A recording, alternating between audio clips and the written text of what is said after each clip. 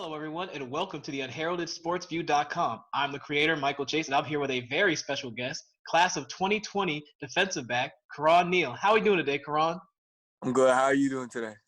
I'm doing all right. I can't complain, although it is getting a little bit cloudy outside, so I don't know if we got any weather coming. Phew, I hope not. Don't need any more snow. You're telling me. But in that case, how's you and the family doing? Everyone doing okay, obviously, with the sort of uncertain time we're in right now? Everything good health-wise?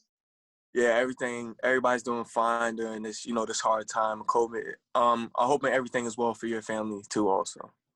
Yeah, we can't complain. My parents are both out there. My mom's retired, and my dad, still out in the working world. So I guess they're doing pretty all right. So let's just start with maybe some of your origins as a football player. How and when did you first really get into and start really playing at the game of football? I would say in the fifth grade is when I fell in love with football. I used to watch people like Ed Reed and Ray Lewis, and those are the type of people just got me into football, seeing the way they uplift their players and just helping everybody on the field become a better player. Yeah, and I think especially for you to bring up those type of guys. You're talking about guys that are like huge leaders, not only great players on the field, but that they lead by example on and off the field. I think for you to have those type of role models to try to model yourself after, that already spells pretty well for yourself, right? Yes, most definitely.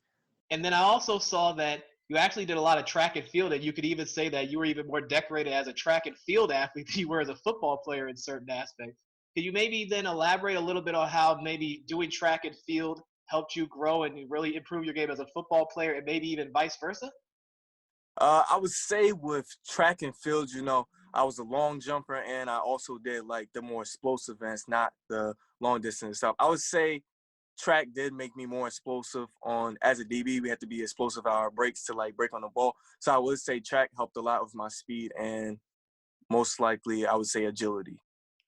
Yeah, and especially playing the defensive back position like you do, whether it's DB or receiver, having those type of quick feet and that sort of quick launch ability, being able to change direction, and this basically, I guess, straight line speed as well is all very key to that position, right? Yes. In that case, let's talk a little bit about your Arundel High School career. Obviously, you went to Arundel High School, and while you were there, it seemed like you guys had some of your more successful seasons in quite some time for the program. Can you maybe elaborate on some of the moments that you remember fondly about your time there? Maybe moments that really reigned true home for you? I would say my junior year, the Annapolis game, we were down 0-34. And, I at the remember beginning that. of the game, one of our best cornerbacks, Elijah, he went down in a terrible play. But I would say that game really made us come together. And, when that happened to one of our brothers, we were like, yeah, we got to win this game. And then when we were down 0-34, we always held our head up. It was like the game was never over to us until the clock hit zero. So I would say that's probably the best moment in football I've ever had. Yeah, and it's actually interesting you bring that up because I remember covering that game for a prior company I was with. So, being there, and I remember the injury you talked about with Elijah. That was a really tough one to watch because it was one of those real awkward plays where it kind of happened. But Yeah. obviously, that means you and your fellow DBs kind of had to step up and rally around your brother. And I think that's what really helped y'all pretty much shut things down the second half. Am I right? Yeah, most definitely. He did it for him. For sure, for sure. Then in that case, to talk a little bit more about your Arundel career, what do you think are the areas of your game where you saw the most growth during your time with the program? With Arundel, I would have to say with the program, I grew more mentally because football, you see all the other aspects of seeing all the big dudes all jacked up and physically.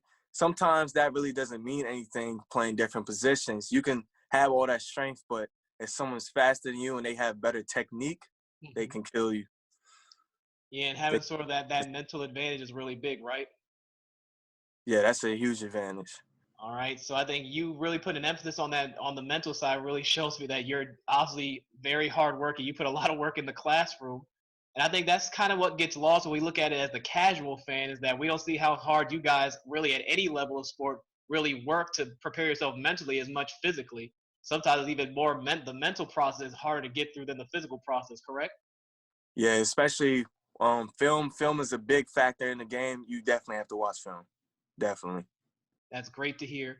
So then in that case, let's talk about maybe some of the strengths and weaknesses that you currently see in your game.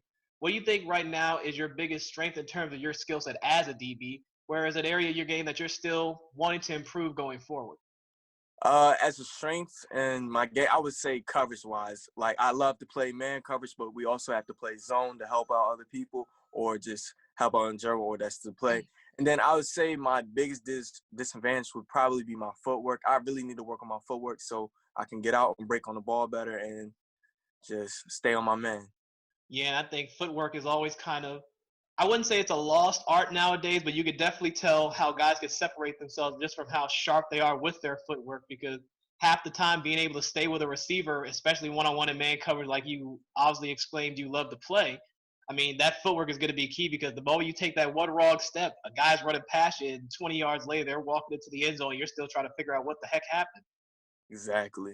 So then in that case, let's talk about maybe some more about your personal goals. Right now, obviously, we're going to talk about your recruiting in just a little bit, but with where you are right now, what are some of the goals you're looking to really push forward with as both a football player on and off the field? I would say one of my goals is to finish college to all 4 years and get my major in kinesiology.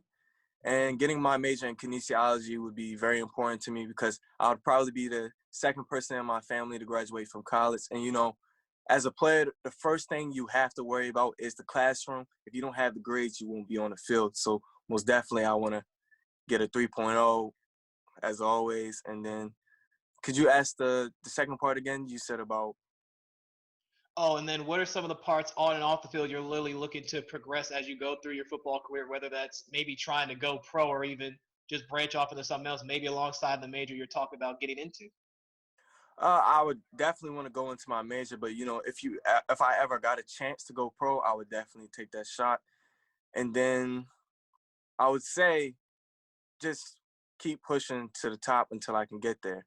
Those are some very good answers, and it seems like you've obviously put in a lot of thinking about it. So to have that type of plan already laid out, especially for someone as young as yourself, I mean, really speaks well for how you're planning things out going forward. That you definitely have your future goals already set, and you're putting things in motion to get to them. Yes, most definitely. Now we can officially jump into the big final one that I'm sure a lot of people are going to be interested in, knowing that you are a class of 2020 recruit, and that is your where you're at in your recruit process. Can you give us a little insight about where you sit currently, any schools that are interested, current visits that you've actually gone on? I would say the current schools that are interested in me is Elizabeth City. I would say I just got a preferred walk-on offer from Sacred Heart University. I just had two visits at Mount Union and one at Concord. Okay, so you're definitely keeping busy, and from when I follow you on social media, you're always giving updates, and I especially really like it. It goes back to the leadership aspect that we talked about earlier. How you're always really uplifting guys that you know in the area and guys on your team when they get offers and they seem to get interest. I always see you the first one out there to retweet something. I think that's a great quality that I think a lot of coaches probably got to take into consideration, that they're not just getting a great player but a great kid. Correct? Yeah, I just love my teammates. As much as I want to see myself get up there, I want to see them up there with me so we can come together. Yeah, and having that type of mindset, I mean, it's only going to spell good things for you, because that means already as a young player, no matter what program you end up being on, you could be a leader right away, even if maybe you don't necessarily get to play right away. Correct? Yes, most definitely. I want to be there and do as much as I can to help the team. That's all the questions I got for you, Karan. I want to once again thank you for coming on with me. It's been a pleasure talking with you and getting to learn even more about you than just being able to look at a couple of social media posts. And thank you. I really appreciate you for having me on here. Absolutely, and trust me, any type of big updates that you have for me, we'll definitely have you back on the show so we can talk about it and get it out to everyone that follows. Most definitely. I'll greatly appreciate that. All right, no problem, sir. This is Michael Chase with the UnheraldedView.com here with my very special guest, Kahron Neal, defensive back.